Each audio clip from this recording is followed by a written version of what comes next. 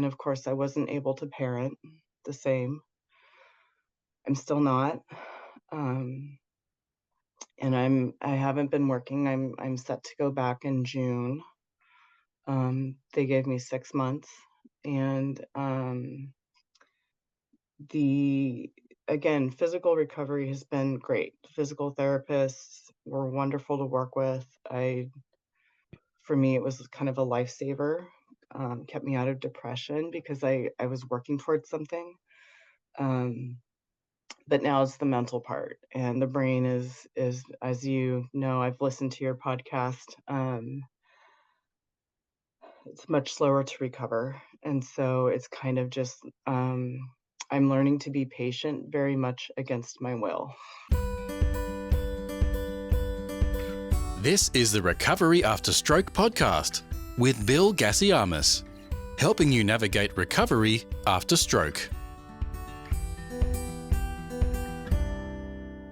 Hello and welcome to episode 255 of the Recovery After Stroke podcast. My guest today is Shamara Giannetto, who experienced a Pontine Ischemic stroke as a mum of a 5-year-old when she was 46 years old.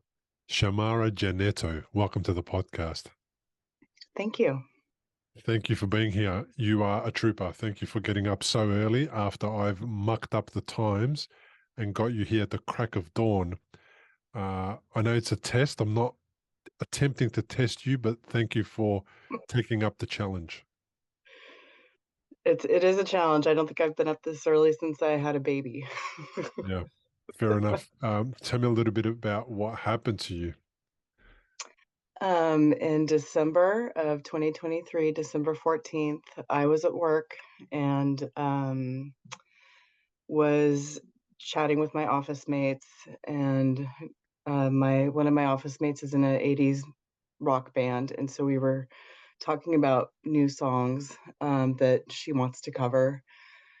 And I was playing a song and kind of bobbing my head like this when I felt a pop in the back of my neck. And I had been deadlifting in the previous days, and so I thought, oh my gosh, it's a neck injury from lifting weights. But my left side immediately went numb.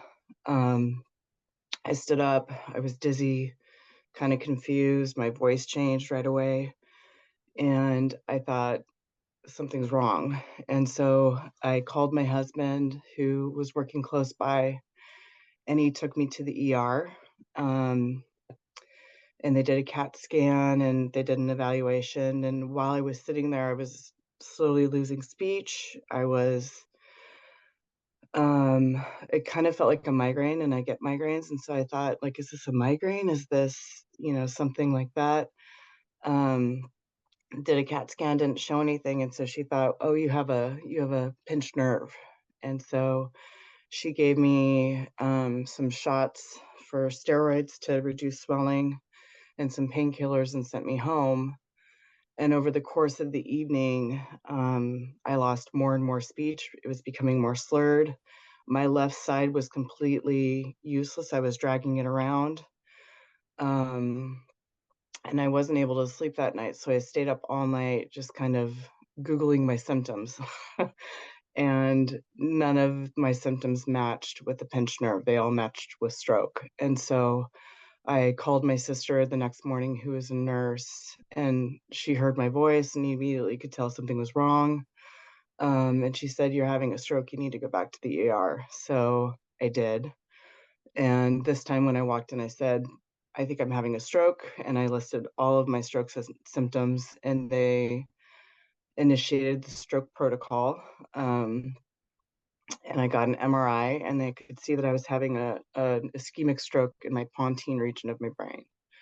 So then I was admitted, and they gave me all the blood thinners and all the things and started that process. And so, yeah, I had a stroke. What was the pop? The pop. So when I was doing my deadlift, and I'm not a gym rat, I'm not that person. I was just trying to lift weights. And it was part of a routine I was doing. The pop was I had a bulge disc on my C4 and C5 that something happened Um, and I haven't yet been able to consult with a neurologist to find out if that's what, maybe caused the clot to happen. Um, Okay. but that was the pop. And because there was the pain and that injury happening at the same time, it was very difficult to get that diagnosed the first time around. Right. Yeah. So you're just bopping along, enjoying the music? No, No? yeah, listening to music, bobbing my head. Um, had no previous indications that I had any health issues. I'm 46 and, fairly healthy. Probably could lose 10 pounds like everybody else that I know. But I'm active. I was mountain biking 2 or 3 days a week, working out, doing not deadlifts all the time, but doing weights and high interval intensity training. Is that what it's called? Yeah. HIIT. Yeah. Hit. Um, hit, yeah. How old are the kids? And I have a 6-year-old. She was 5 at the time. Yeah. Yeah. I'm just, So I mean, just, every once in a while, I just try and get my head around the whole situation that happens, out of nowhere. I've had people come on the podcast because they've cracked their neck and caused a tear in one of their arteries, and it's caused a stroke. Um, Another person, I think, sneezed.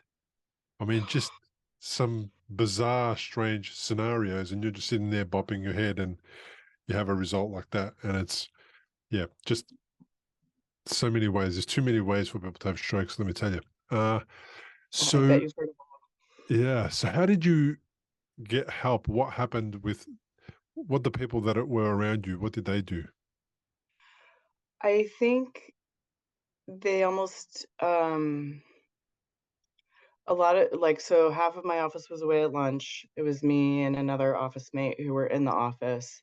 And I remember just telling her something's wrong. And she said, "What do you need?"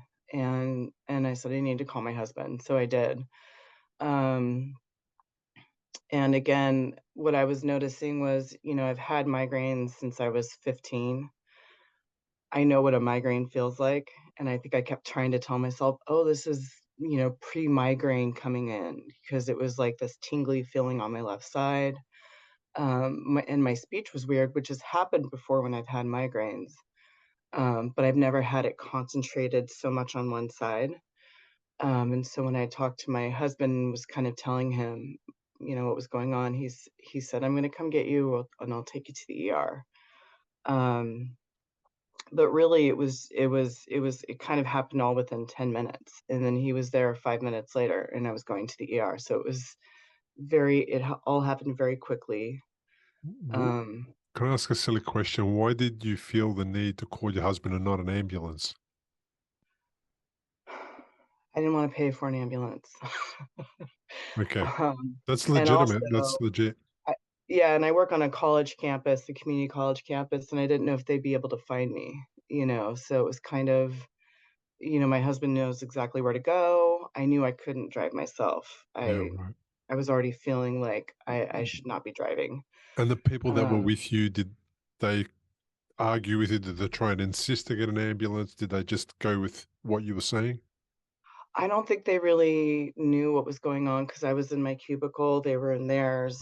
Mm. I was kind of going through all the motions, and I made the decision within 5 minutes to call my husband right away, and then he was on his way. So, and then the hospital that we have is a stroke recovery. It's that's kind of their What they do. specialty, Right. which is I've been working through. You're a stroke center, and I was at home while having a stroke. But things can be misdiagnosed, and I understand that. So, Yeah. Yeah, right. I but understand. but we're within, about 5 minutes from the hospital. So I was really logistically close, and so I knew once I had a ride, I would be fine. I didn't want to Uh, make you feel bad because I made that decision twice. I had two brain hemorrhages, and oh, yeah. both times, first time I didn't go to hospital for 7 days. Second time, I drove past the hospital to go home to tell my wife to take me to hospital. So I'm not saying it to make you feel bad. I'm just curious about the Yeah. thinking that goes on. The thing that you said about the cost, that's legitimate because I hear it a lot. So because I'm in Australia, I'm not sure what an ambulance ride costs in the United States. For us, I think it's about $3,000 or $4,000 if you haven't got insurance. What does it cost for you guys? Do you have any idea? I don't know, I've never had one. Yeah. Um, I I do have insurance through my employer, but I believe it's around the same same. So with their insurance through your employer, does that then cover you for that ambulance ride? Would it normally cover you? I think you have a copay for an insurance ride, and I'm not sure what it is. It depends on your level of insurance. We have tiers that you can pay for. And so I think I know that, like, when I go to the ER, I have a $250 minimum copay that I have to pay when I go in. Yeah. So I just did a Google search while you were talking about the cost of a hospital ride in the United States, and they've got it listed here at about an average of about $1,300.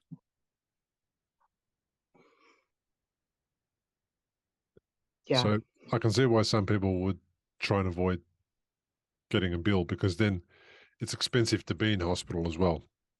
Yeah, and what's interesting, so the next day when I called my sister, she was actually working in a hospital, and, she answered the call because I rarely call her while she's at work, and she said, "You need to get an ambulance," and then she called me back in 2 minutes and said, "I'm gonna call an ambulance for you," and I said, "No, my husband Mark is on his way, he's taking me right now," and she said, "Okay, if he's not, I'm gonna call you again in 2 minutes. If he's not there, I'm calling you an ambulance." Like, time is of the essence was what she Mm, just kept saying. mm, And so even, when we were going through the ER process and they were admitting me the second day, as soon as I said stroke, I wasn't put in triage. I was immediately, um, brought back.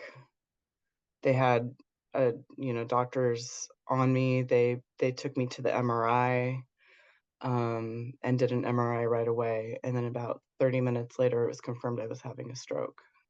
yeah. So, those are the magic words. If anybody thinks they're having a stroke, when you say, "I think I'm having a stroke," and you start listing some of the symptoms, you will not have to wait 2 hours. Um, Yeah, you get the red carpet treatment. I did the same thing. The second bleed, I went into hospital and I said to them, I said, well, I didn't go in there. Actually, I collapsed. Yeah, so that was, I got there and then I collapsed, blacked out, didn't know who I was or anything. The third time, I actually went to the ER and I said, I'm having a stroke. And they said to me, yeah, right, no worries. What are you talking about? I said, well, I'm having a stroke. They said, give us your information, your name, and all that. So there's no time for that. Just get me straight in. And they go, no, yeah, hang on a sec. Just give us all your details. We'll bring you up on the system. And they were just trying to get me, um, they were trying to get my history up so they can clearly diagnose who I am and what I was talking about and what the details were. And then, of course, I went into CT and then it was confirmed that I was having another bleed. But But yeah, it was the red carpet treatment, and usually it is, waiting for 8 hours or 10 hours or whatever it same in the takes. States sometimes. Yeah, yeah, Yeah, and, it's probably not there's probably no worse or and better place to wait because if you're in hospital, at least you're waiting in hospital, and that's probably one of the better places to be, but then at the same time, it's you're so close and you're waiting, and then it's sometimes also missed while they're triaging you and trying to get you yeah, the help and then trying to help all these other people. Look, I wouldn't want to be in the medical system. I love what they do, but I just wouldn't want to be involved in it. It's just too much pressure as far as I'm concerned. I Um, agree, and especially after the pandemic, I think yeah, a lot of people are just at their limit. yeah, absolutely. So what's changed for you since you've had the stroke? So I know 5 o'clock in the morning wake up times are not ideal, and thank you for doing that. Of But course. what's changed? I feel like it's kind of like, where do I start? Mm, When I was in recovery, I couldn't move my left side. My speech took a while. I mean, I feel so lucky because I'm sitting here talking to you, and I don't look like I've had a stroke. So a lot of what's happened in the last 4.5 months, this physical recovery has gone well.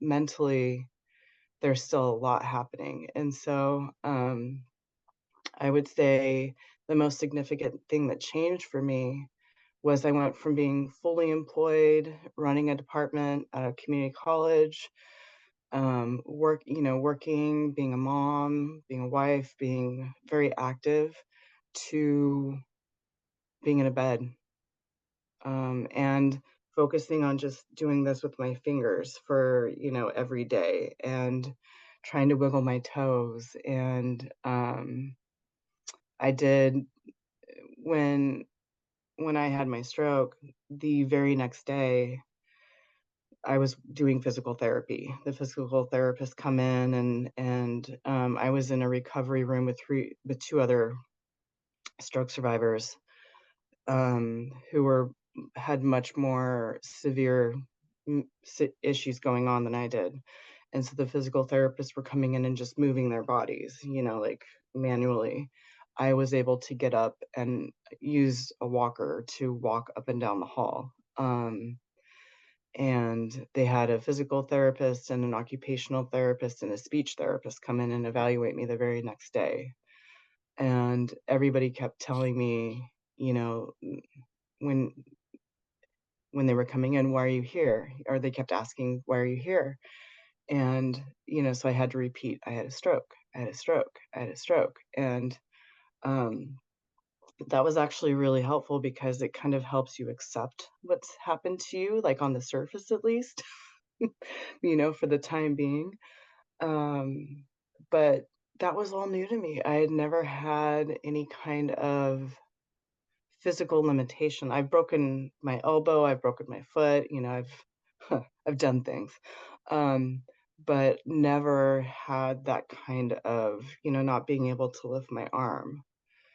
And so I was a special education teacher before I moved to the community college world. And I really just started observing, what's different now? Who am I now? Like, where do I want to go back to? And the physical therapist kept talking about, what was your baseline? What were you doing? What was your average life? What was your life like before you had the stroke? And that was going to be their goal, to get me back to that if they could. And so that my focus really shifted. And of course, I wasn't able to parent the same. I'm still not. Um, and I haven't been working. I'm set to go back in June. They gave me 6 months, and the again, physical recovery has been great. Physical therapists were wonderful to work with. For me, it was kind of a lifesaver. Kept me out of depression because I was working towards something. Um, but now it's the mental part, and the brain is, as I've listened to your podcast. It's much slower to recover, and so it's kind of just, I'm learning to be patient very much against my will. If you've had a stroke and you're in recovery, you'll know what a scary and confusing time it can be. You're likely to have a lot of questions going through your mind. Like, how long will it take to recover? Will I actually recover? What things should I avoid in case I make matters worse? Doctors will explain things, but obviously you've never had a stroke before. You probably don't know what questions to ask. If this is you, you may be missing out on doing things that could help speed up your recovery. If you're finding yourself in that situation, stop worrying and head to recoveryafterstroke.com, where you can download a guide that will help you. It's called 7 Questions to Ask Your Doctor About Your Stroke. These 7 questions are the ones Bill wished he'd asked when he was recovering from a stroke. They'll not only help you better understand your condition, they'll help you take a more active role in your recovery. Head to the website now, recoveryafterstroke.com, and download the guide. It's free. With myself.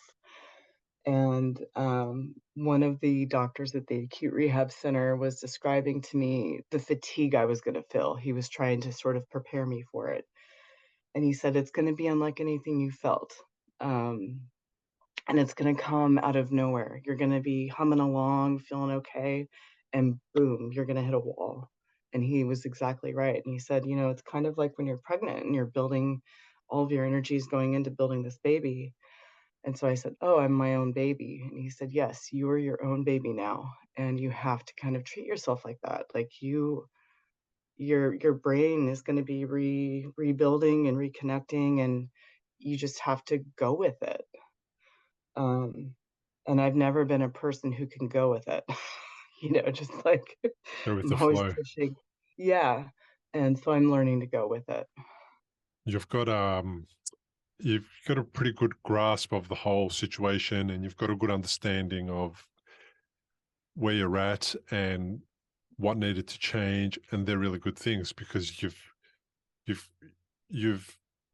identity shifted, and it's only been early. It's really early days in your shifting of your identity. So you can't expect it to kind of just flick the switch and go to this new version of you, patient and all these things, right?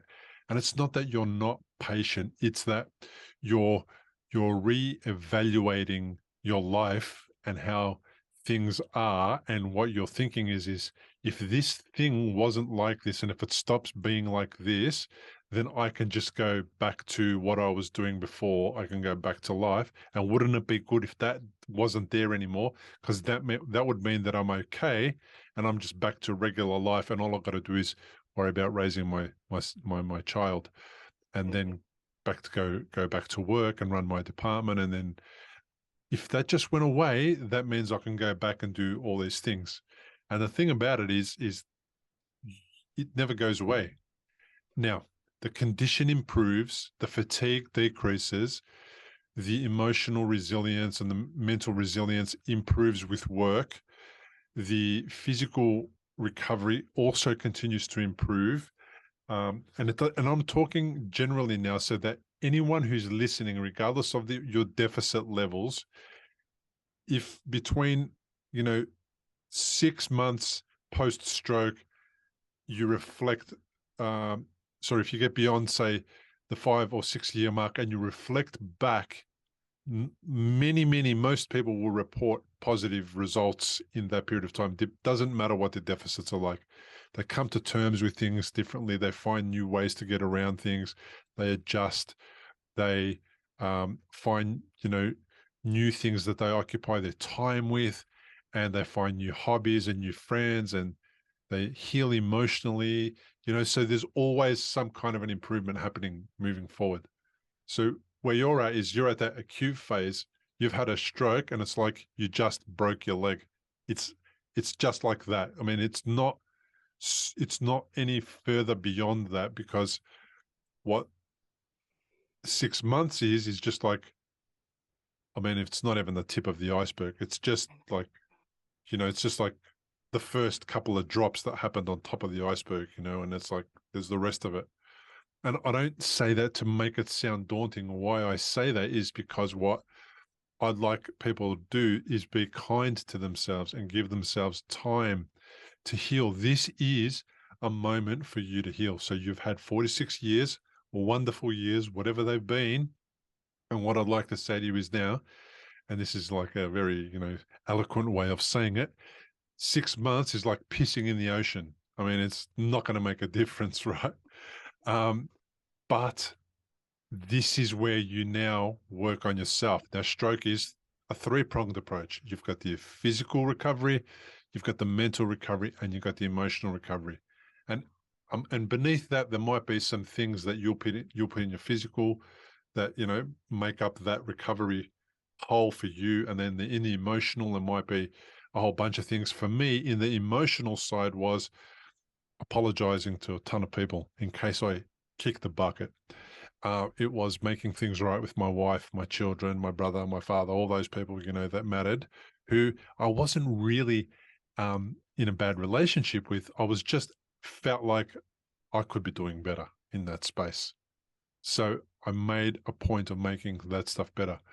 Then in the emotional recovery is also how I'm responding to the thing that happened to me emotionally. How do I feel about it? What kind of work do I need to do to understand and allow my emotions to express themselves, and then not make a negative meaning about what it means for a man to cry. A 37-year-old man who doesn't show emotions, what does it mean for that to happen?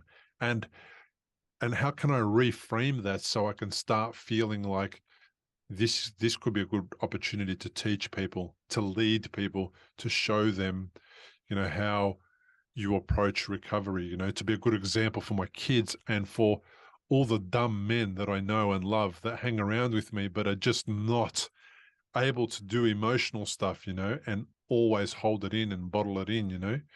And with the mental recovery, that's the only thing that I had on that I was really good at, because I had started counseling when I was 25. So by the time I got to 37, I was 12 years in, and then I continued counseling. So what that did, it gave me a really good platform to really think correctly, to have a good way to think about things that was serving me and not causing distress and harm. So instead of thinking, oh my God, my life's over, I didn't think that. I had a mindset that was about, oh my God, what can I do to take control in this situation where there's no control? Sort of. Technically, you outsource all that control to medical professionals to help you, to heal you, to recover you, and all that, and send you home. And it was like, okay, so what can I do to take the burden off them, but also to feel like I've got a little bit of control in the matter? And if I'm not improving it, at least I'm not making matters worse. So Yeah. it's kind of it's the gift that I would love to give people. Those things that I mentioned, it would be the gift that I would love to give people, is say to them, um, just give yourself the ability to just feel like this is an opportunity to learn, and ask yourself the question, now, what can this moment teach me? What can I learn from this, and how can I grow from it, even though it's hard and terrible? Yeah. Um, so with regards to your mental health, were you somebody that had mental health challenges before the stroke, or is it something different now? How are you experiencing it? I think it's gonna sound weird, but I feel like I was very well prepared for this. Um, It is weird. yeah, it's weird. If if this was gonna happen in any moment of my life, now is the time. Um, Mhm. I would say my mental health has always been, I am a pretty positive, optimistic person. I have had challenges, and I did do therapy a few years ago. I did EMDR therapy, which is a form of therapy that they do a lot for people who have PTSD, but Mhm. it's eye movement desensitization and reprocessing Mhm. therapy. Mhm. So I did some intensive EMDR for about, I think, 8 months. Um, and it's the kind of therapy where you kind of have a couple of things that you wanna work through, and then you're done. So you kind of identify these moments in your life that you want to work through, and you go back and you work through them. And then it's not talk therapy, it's very like goal driven. And that's the kind of therapy I like. So I did reach out to a therapist after I graduated from physical therapy, and I thought, okay, now it's time to start working on this again. And we're really doing more coaching. So it's very forward thinking, and I like that approach because really that's what I'm trying to do. I am in that transitional phase that you were referring to earlier, where I've accepted that this has happened. I feel like from the day that I got home. My family, I've always been a journaler. They bought me this notebook, and I just kind of started writing in it, like what was going on, what my fears were, what my goals were. And Mhm. what's interesting is you can see my handwriting from like the beginning. And even though my left side was affected and I'm right-handed, the writing is really different than Mm. it's like I've even seen an improvement in my writing. Mm. Um, but just kind of track, like what was going on then. And this turned into a gratitude journal because I was feeling really, like you said, I'm almost 5 months in to recovery, but I was feeling frustrated with how slow things were going. And um, so I really made the executive decision to write down 5 things I was grateful for every day Love it. and just really work on it. And to come from into recovery from a place of gratitude, and which is easy on some days and really difficult on other days, Mm. but so helpful to do Mm. because even just being grateful for, like, it's sunny outside and I can go walk. you know I can go walk to the end of the driveway and back. I can do these things and then sleep for 2 hours because I'm exhausted from that. Mm. But I do think that doing that EMDR therapy kind of wiped the slate clean for Mm. dealing with this, um, Yeah, I and the love it. feelings that I had around this. So I do think that's a really important part. And when I found your podcast, I was kind of in this place. I was 3 months into recovery. Um, it's been hard for me to get doctor's appointments. Um, I still haven't met with a neurologist. I haven't met with a cardiologist. Um, my neurology appointment has been rescheduled 3 times, and it's set to happen next week. We'll see if it happens. I hope it does. But, just feeling like I'm not getting answers. I don't know why this happened. I'm supposed to go back to work, and they still don't even know how to treat me. I don't know if I'll ever get off blood thinners. I don't know if I'll ever get off these meds. I went from taking 0 meds to taking, like, 6. Um, I don't like that, but, that's keeping me alive, and I'm grateful for it. So, Mm. Mm. um, maybe, because I don't know. This could be a cryptogenic stroke. There could be no Mm. known cause, or maybe there was a correlation with the, popping and the, Mm. Mm. so, but I don't know. And I've had to become comfortable with living with that not knowing, Mhm. which is really difficult. We're so used to having all the answers. Mhm. And when you don't have the answers, you kind of, it's a struggle, you know? And I think for me, when I was in the early stages of recovery, and I'm probably still in the early stages of recovery Mhm. compared to somebody who's, 12 years out. Yeah. Um, but I remember the physical therapist saying, because I was asking, what can I do? Like, what can I do? And they said, you should try yoga, just do some really basic poses on all fours, just lift one arm and lift the other arm and, do load bearing things to just reconnect your, neurons to your body, Mm. which is I know that's probably not the right way to say it, but, It's close enough. okay. um, and I do think that that approach of just kind of observing and not judging Mm. has been helpful for me. Just observing, wow, this is harder for me to do today.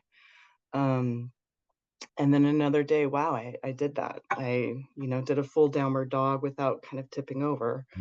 Mm. And so I've been doing that several days a week. And so when you interviewed Rachel and I heard that podcast with the stroke recovery yoga, I was really excited because that was what was working for me, and I felt like, this is how come nobody's talking about this? This is Mm. wonderful. Mm. and because it really does help with the somebody like me who's really been used to kind of more active activities like mountain biking and kickboxing and, weightlifting, to go to yoga. That is not me. But it is now, and I'm grateful for it because I think it's really helped me. Did you reach out to Rachel? I did. Okay, cool. She and I are doing a chair session tomorrow, I think. Oh my gosh, that's so fantastic to hear. I'm So so thank you glad for you that. reached out. So that's yoga for stroke recovery. That was episode 249, Rachel Jarmers. And she was hoping that people would reach out to her. So I hope that more people, other than just you, have. That'll be great. That's She's yes. a stroke survivor, so she really gets it. She knows exactly what we're going through. Um, and it's interesting that you mentioned yoga, because I tried yoga as well, and I got a little bit disheartened by it because I'm very functioning, but the yoga really reminded me of where my deficits were. And because it wasn't being run by somebody like Rachel, I couldn't Yeah. integrate myself into that class and feel like I was going to kind of get a lot out of it. It was being run by amazing, brilliant young 20-year-old Yeah. girls who I love to bits for the fact that they're up there doing that kind of stuff, but it just wasn't going to be for me. I need to find the Right. right kind of space, and there isn't one around around where I live. So I kind of let it go.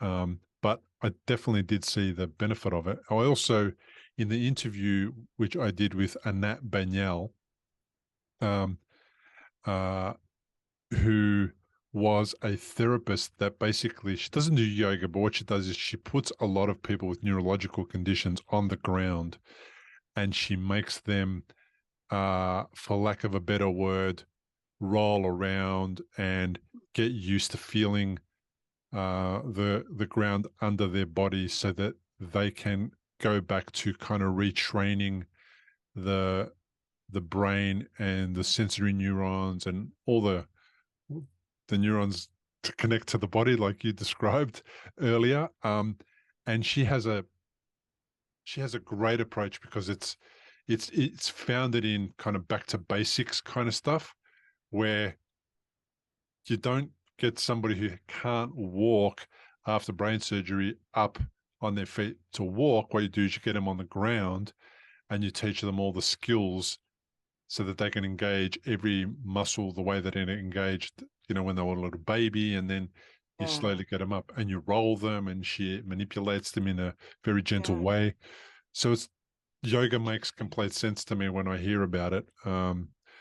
So it's good that you are able to already find another way to be physical in this gentle way, which is also therapeutic to the body.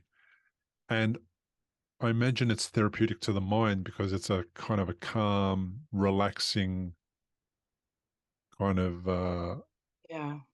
me, a practice. So it allows you to bring your blood pressure down, your stress levels down, your Yeah. cortisol levels down. It allows you to come into a bit more of a balance, to be more mindful in the moment, to really connect with your body and pay attention to what it's doing.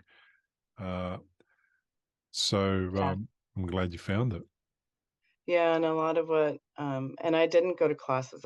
I go to very few classes. I found videos online and I did restorative yoga, I did therapeutic yoga. Mm, So I started really small. And a lot of it was just, there's like these mantras that they kind of go through. It's just observe this, observe this.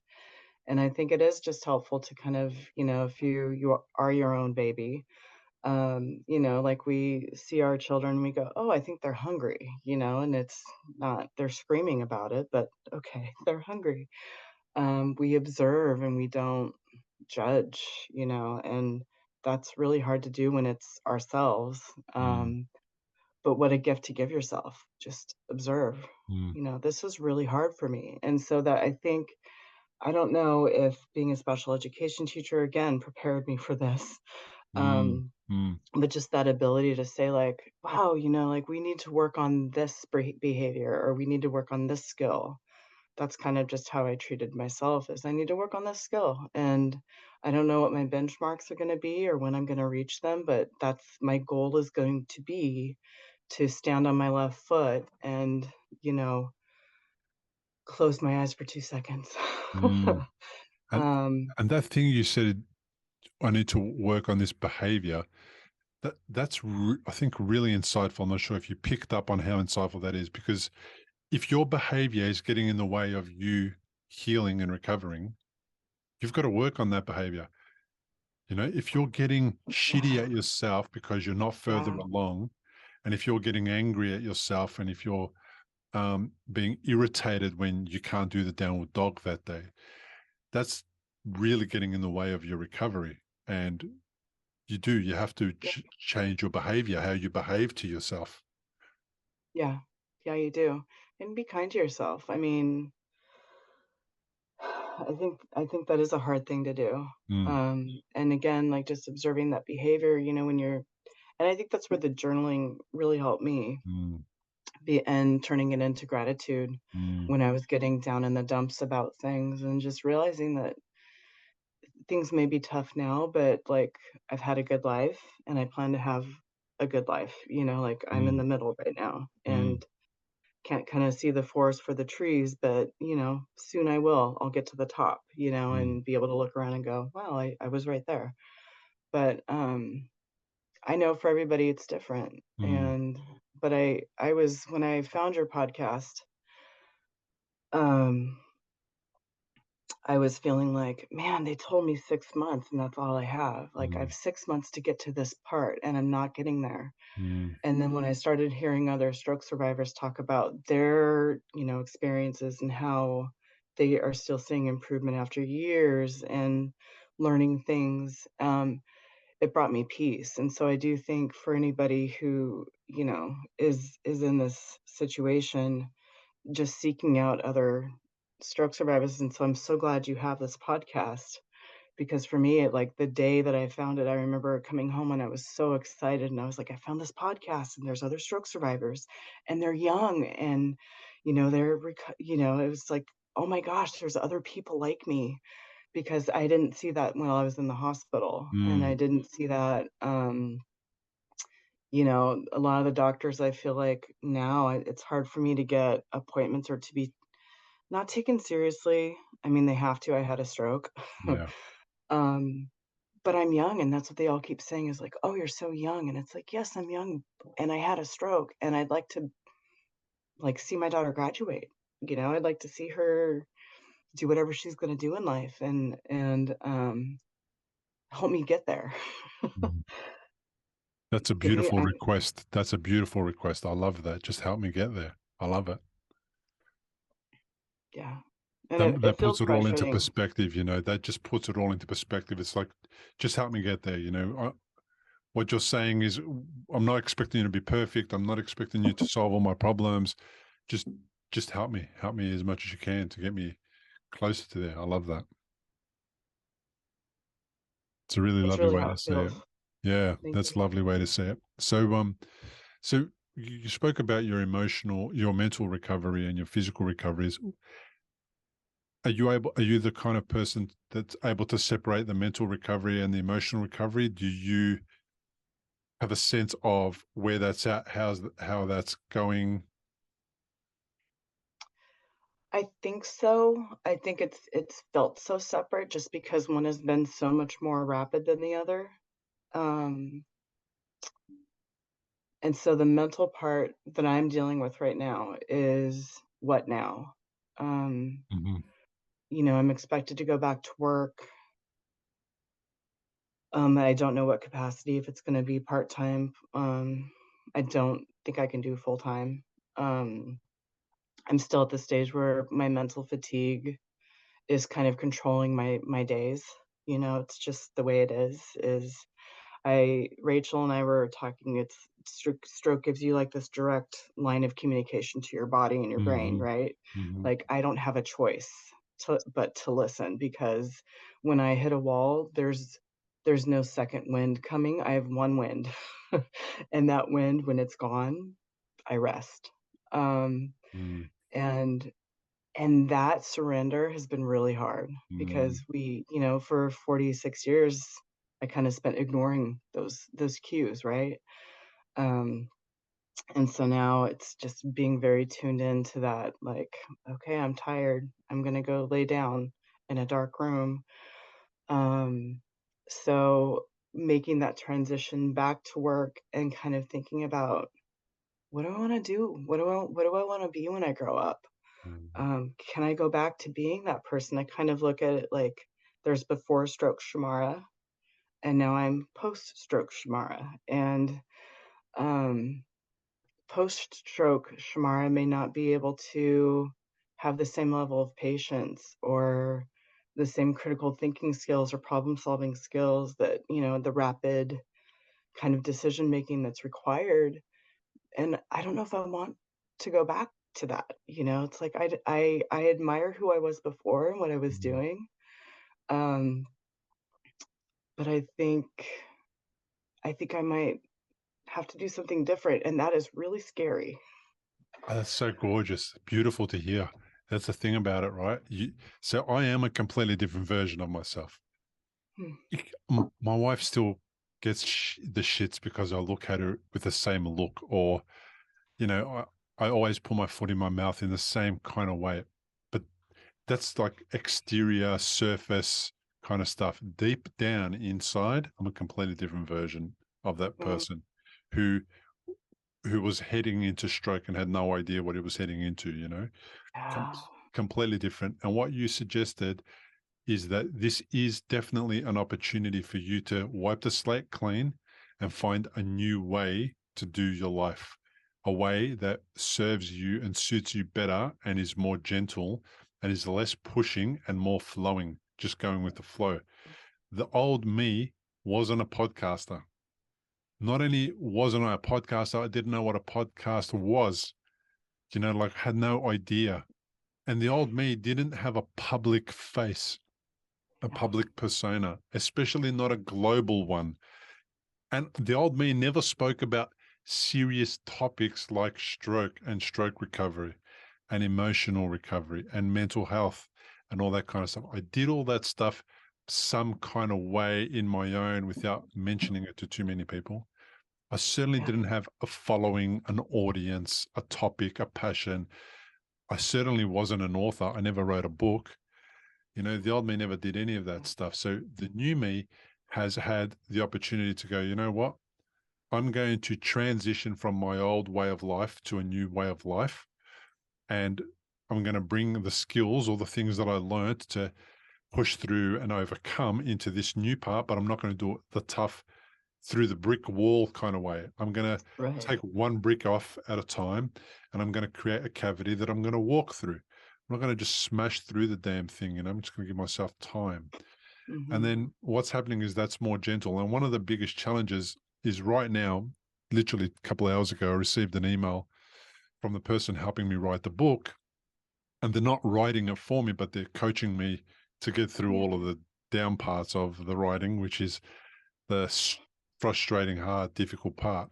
And, she has timelines and deadlines and she has all that stuff that she tries to make me stick to. I just can't stick to them because I'm not writing it for anybody else under those Yeah. circumstances. I'm going to write it in my own time and it's going to take as long as it takes. And I'm sorry if I'm stretching the friendship, but I am at that point where I can't just wind it up. And it's because I've got to use a stroke brain to write Yeah. a really complicated book about the 10 steps to make people feel like stroke is the best thing that ever happened to them. But that is not an easy thing to do. And I No. can't apply my brain the way I used to apply it. And when I could apply it, I never did. So I'm learning not only how to apply this new, weird, strange brain, but also I'm learning how to actually write a book and do something that what am I talking about? Like that 45 years of my life never ever happened. I never wrote an essay hardly. I never wrote a blog Yeah. post. I never did anything, Yeah. So Yeah. what this has done is given me a new sense of who I can become and what I can achieve, and and how long things need to take, and that it's okay to have long-term goals and to just move through them step by step, week by week, month by month, and just see how far you get, instead of getting frustrated with, oh my God, looking at a book and going, I'll never fill 250 pages with text, and then giving up on day one. How do people do that and just putting it away, right? Yeah. Yeah. So what you're saying is really an amazing thing that you're saying. You're already talking the way that I'm talking, and I'm 12 and I'm approaching, beyond, I'm approaching just past 11, 13. I've just past 11 years out Wow. of the first stroke, right? So, um, Wow. yeah, it's brilliant. You're gonna find a new way to be. You're gonna connect with people differently, and you're gonna have a better insight into. You're gonna gain wisdom from this thing, and wisdom only comes at certain times in your life. Yeah. You True. know, Yeah. becoming a parent is one of them. Yeah. Serious health scare is another one. Perhaps losing a loved one is another one, and Mhm. all these different things. So I love how you're thinking and how you're tracking. I'm trying. Yeah, you're doing Yeah, great. but the the um the thing that I just and I haven't really spoken to a whole lot of other stroke survivors. Mm, And so hearing the stories I think is really helpful. And I know that there are networks that I can go into.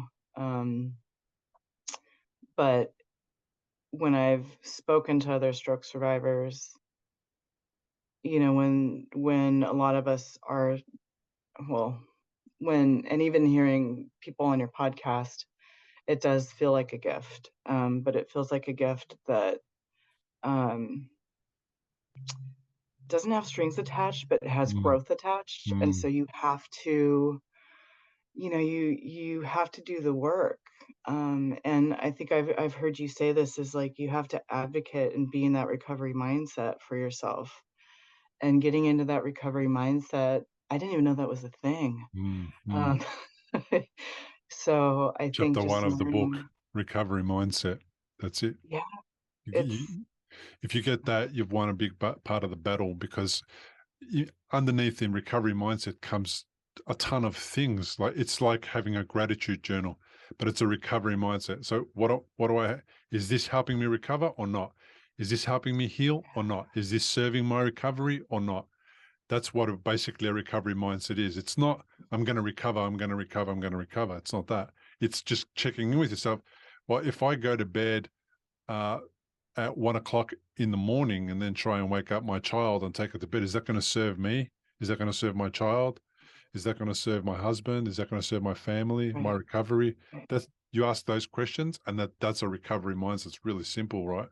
But yeah, people have, but and a lot of people, like, hopefully what they do after stroke is they reassess the way they approach life, because if they bring old habits and behaviors to stroke yeah, recovery that didn't serve them, they're going to 10 times not going to serve them, um, yeah, going forward, yeah. I had to make a list early on about things I could control in my recovery and what I couldn't. And that was really helpful mm, because I was dealing with this timeline in my brain that doesn't exist in reality. yeah, Um, and so just going through that, making that list of what I can control. And a lot of it was just, I can control me. I can mm, control my responses. I can mm, control, um, that question of, is this serving me? I quit drinking alcohol about a little over a month before my stroke, because it wasn't serving me. I didn't have mm, a problem drinking. It just wasn't serving me. yeah, I was getting headaches. I was not sleeping well. That's not a great way to go. about life. And so, luckily on this end of recovery, that wasn't something I had to give up. And now I have an even better to never a better reason to never drink again. Yeah. But um, but it wasn't serving me to begin with, Yeah.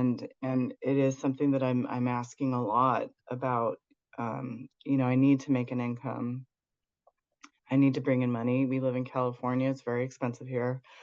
Um, a lot of people don't live on one income.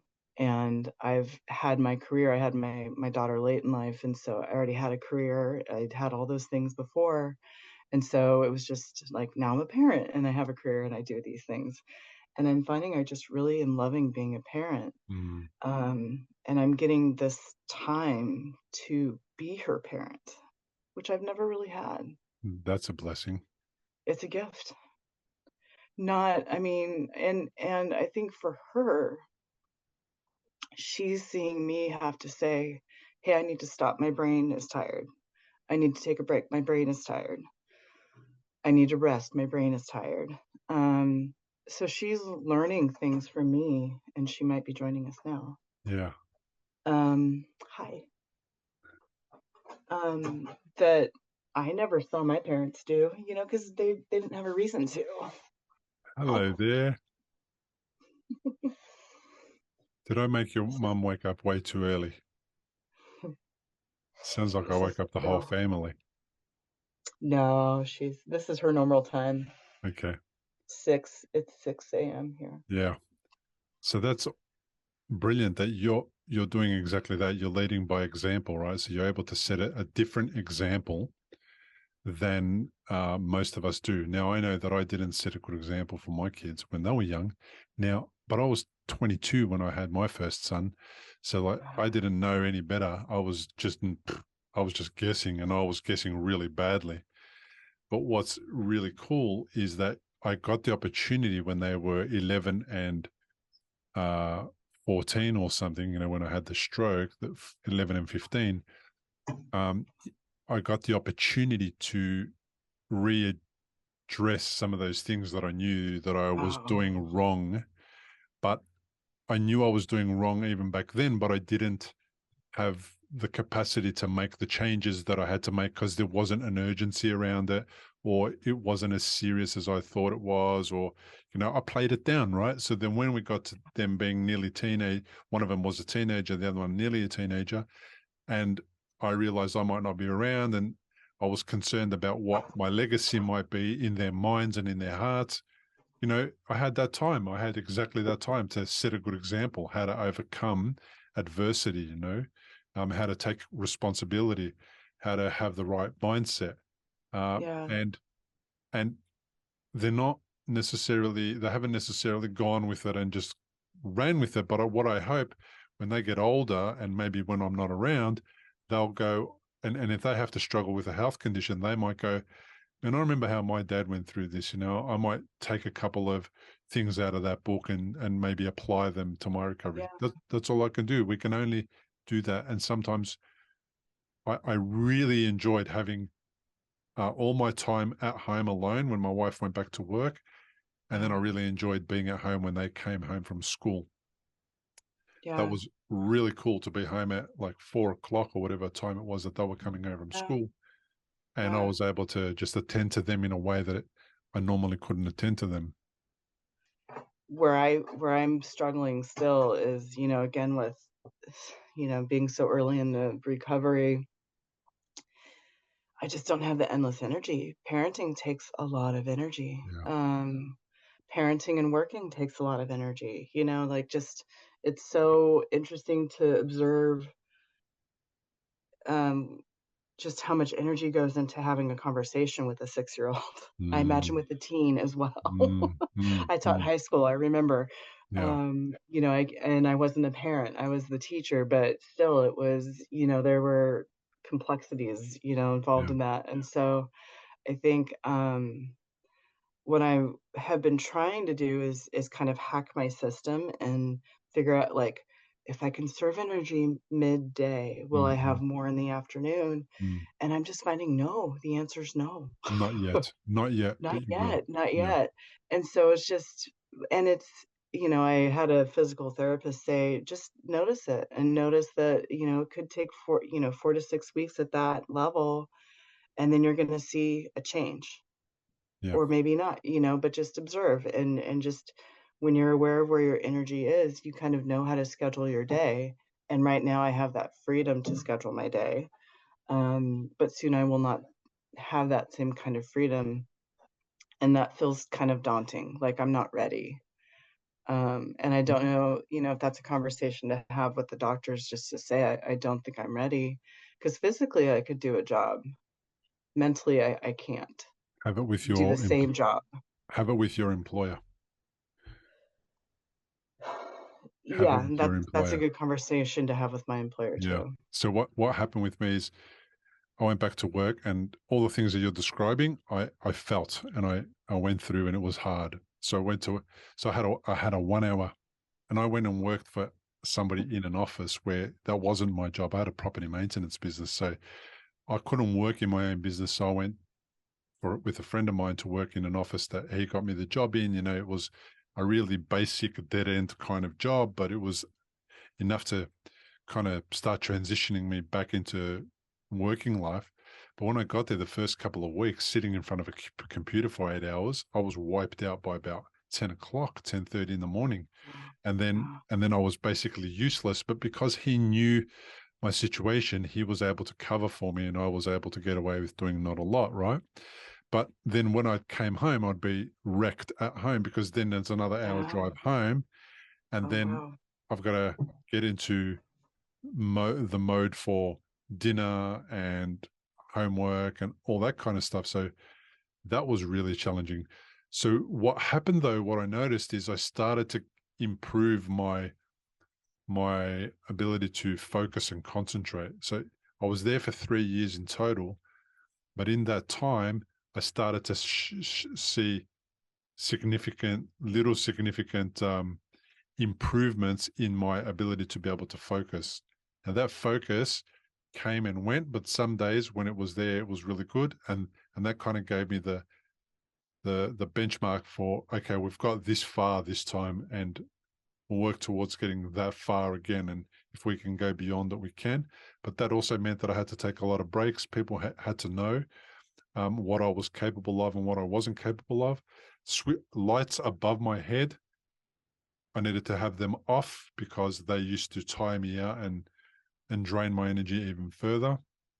Um, I used to have headphones on in the office, so if we didn't need to talk to each other because it was loud, I'd put headphones on with Yeah. no music, just headphones, just so I can muffle the sound, so that I can get less stimulation in. If I can minimize the stimulation, all that type of stuff really really works. And I remember with my naps, when you were talking about, you can rest and have a nap.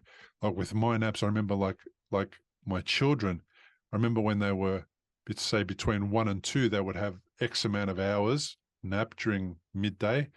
And then as Yeah. they got between 2 and 3, their hours decreased and decreased, and then they weren't napping at all.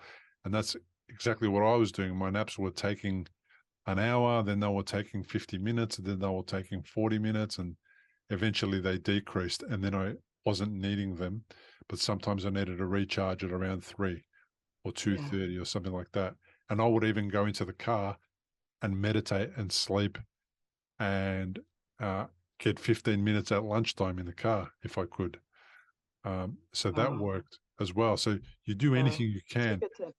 but Yeah. 6 months is a very common thing that I hear people get told from their doctors. You'll be able to go back to work in 6 months, and they all work for it. Some of them get there, many of them get there, and they hit a brick wall, and then it's even harder. So Yeah, that's what it's about. start that conversation with your employer and what let them know about the unknowns. I don't know what it's going to be like. I don't know how much work I'm going to be able to get done. I don't know how productive I'm going to be, for how long, for how many hours, and so on. So just give them information about what you don't know, and then you can just say to them, "This is what I do know. I'm happy to come to work if you want me to come, but I don't know. I don't know anything else." Right. I will be here. Yeah, yeah. I'll turn up day one. Yeah. Yeah. Yeah. And even I've noticed with myself, like you were talking about writing your book and just working with the stroke brain, um, time management seems to be something that is just a mystery to me right now. Mm, mm, It takes me so much longer to get ready. It takes me, I'm getting my daughter off to school every morning and things like that. I'm not having to worry about myself, but that combined getting me ready and her ready in the morning, because my husband usually goes to work pretty early, is gonna be a new thing. Like we're both gonna be late for a while. mm, mm, mm. And that's kind of just been my approach, is even in the earlier days, just getting her to school, I had to tell the teacher she's going to be tardy and it's not her fault, it's mine. Because like there's this weird time wormhole that happens Mm, and suddenly we're 15 minutes late and I don't know what it is, mm. but it just happens. And so PG that's time. just yeah, it's just something that, I'm observing, and it's like, well, I'm working on it, but at the same time, like it's kind of who I am right now. Yeah. Getting ahead of it's really cool. Like what you do with the teachers and letting them know, that's really cool because then that just takes the pressure off. That's just, we're going to do our best to get here. We're not going to worry about not getting there. We're not going to scream at each other or rush or do any of that stuff. And then if we get there, bonus. If we get there late, well, whatever. Yeah. Yeah. It's not, it really isn't going to change anything.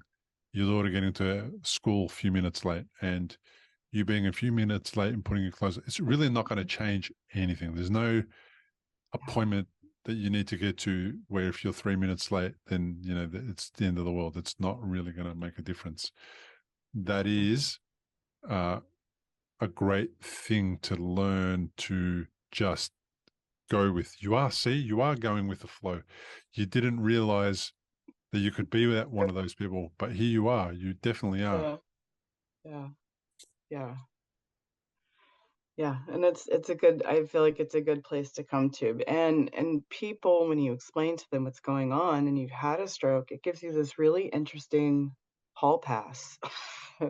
And not that you use it that way, but it is something that when you share with people what's going on, they don't question why you're not going to go out. They don't question why you're not going to be there. It's like, oh, okay. I mean, eventually I think that's going to change as the time continues, but now when I draw those boundaries, or when, I just share this is why I am the way I am, um, people are very accepting and understanding. And that's been a blessing too, because it's kind of a mystery when people don't, especially if they haven't seen stroke, or if they have seen stroke that have, really taken people a while to recover from. And here I am, walking my daughter to school and I'm doing these things, but I'm saying I don't think I can volunteer for the school carnival because it's too loud. Um, I don't have the energy for it because that's happening right in my window of Yeah. where I need a nap or I need to be resting. But yeah, people are very understanding. We turned down a lot Um, of events. I still struggle to go to the football here because it's too loud uh, and for too long. And then, yeah. and also used to leave people's parties and go and sleep on their bed for an hour. Uh, I'm not going to ruin the party for everyone, and I want to be Yeah, here. I just yeah, can't be here right now. I'm going to go lay down on your bed if you don't mind for an hour. Go do that. Kind of get a little bit of a refresher, and then go back and join everybody. And then often we left early as well. So guys, it's yeah. 11 o'clock. It's 1 hour past my bedtime. I've got to go. Thanks for seeing us here, but I can't keep it up. And then I also did actually milk the. I've had a stroke routine. I did that on purpose a few times. I got away with it. Um, But then it got old, like you said, after about 3 years of running that. After Yeah, brain surgery, running that line got old eventually because they could kind of tell the extent of my recovery and when I was putting it on, you know. that's Um, interesting. so I've stopped doing that now. I know that you've got to get ready for another day. So what I want to do is wrap this up for you. Thank you so much for being on the podcast. But before we go, I want to ask a couple of questions.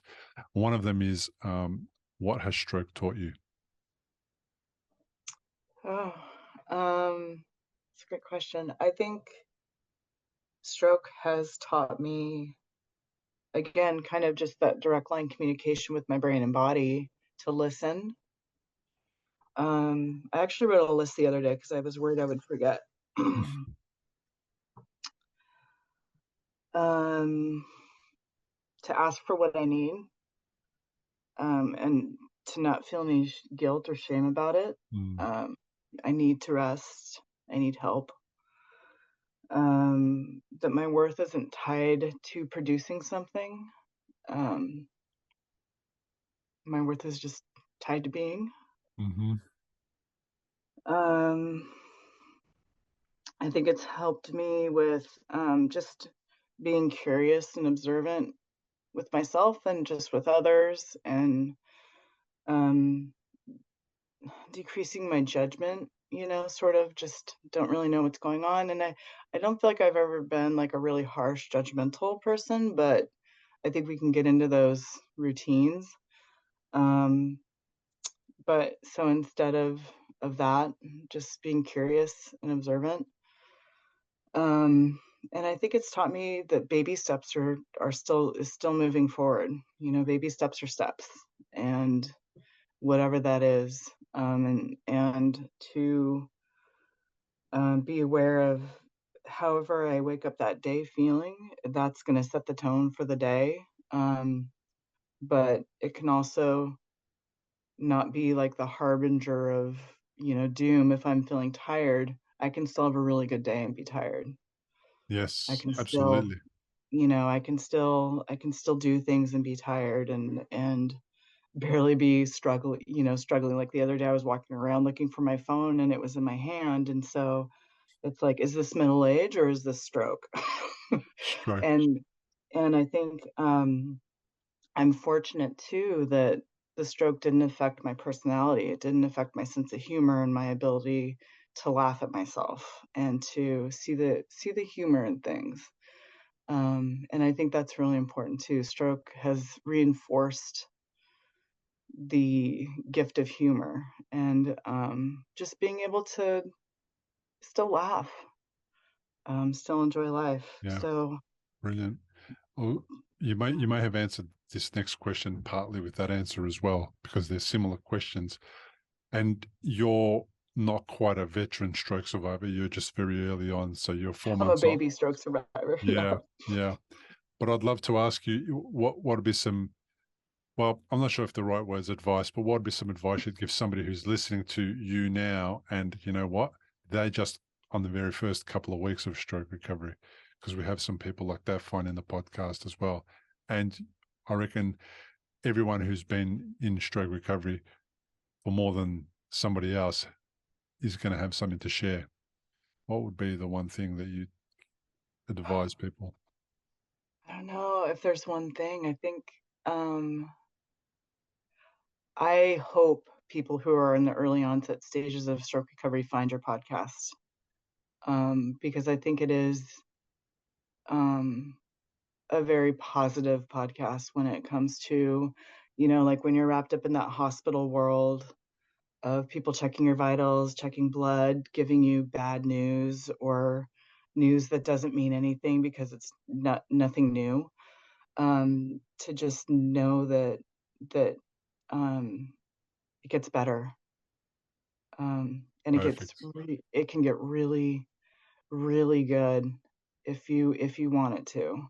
Um, but you can take control of some things, um, and to find something that you enjoy doing, that you can do, a couple days a week or every day that just will make you feel grounded and happy.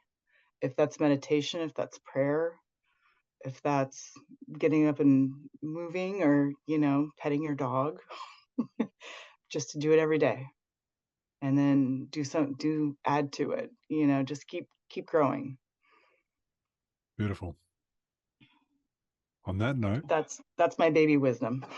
that's beautiful wisdom. That's beautiful wisdom. On that note, what I'm going to do is I'm going to put it out there. I'm going to say, so if you're a stroke survivor listening to this and you've heard this and you agree with some of the stuff that Shamara shared, I want to just bring your awareness to, if you do think this podcast is useful for other stroke survivors, please do share it with people. That's the only way they are going to find it. You need to share it and let people know. You need to comment on YouTube. You need a thumbs up on YouTube. You need to subscribe, because then that makes the algorithm and all that weird stuff work in the podcast's favor.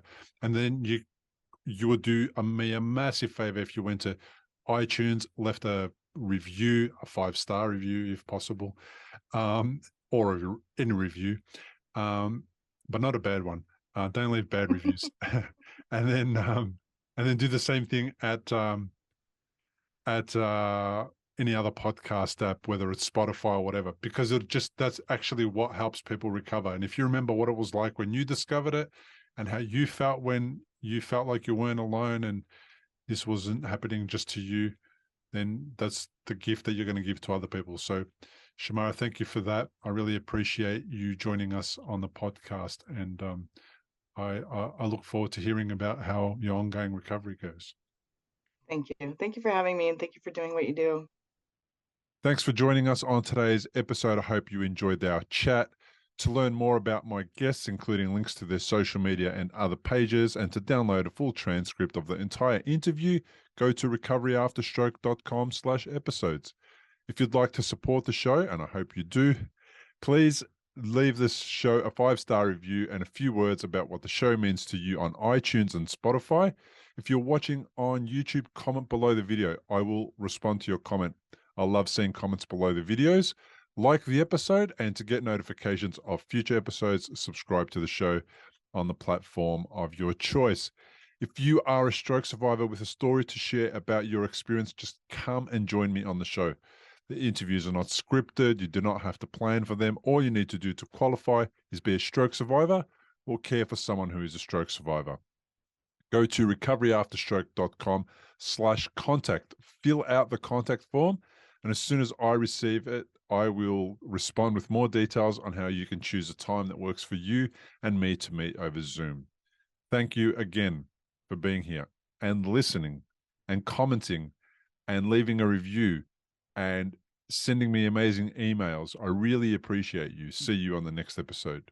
Importantly, we present many podcasts designed to give you an insight and understanding into the experiences of other individuals. Opinions and treatment protocols discussed during any podcast are the individual's own experience, and we do not necessarily share the same opinion, nor do we recommend any treatment protocol discussed. All content on this website and any linked blog, podcast, or video material controlled this website or content is created and produced for informational purposes only and is largely based on the personal experience of Bill Gassiamis. The content is intended to complement your medical treatment and support healing. It is not intended to be a substitute for professional medical advice and should not be relied on as health advice. The information is general and may not be suitable for your personal injuries, circumstances, or health objectives. Do not use our content as a standalone resource to diagnose, treat, cure, or prevent any disease for therapeutic purposes or as a substitute for the advice of a health professional. Never delay seeking advice or disregard the advice of a medical professional, your doctor, or your rehabilitation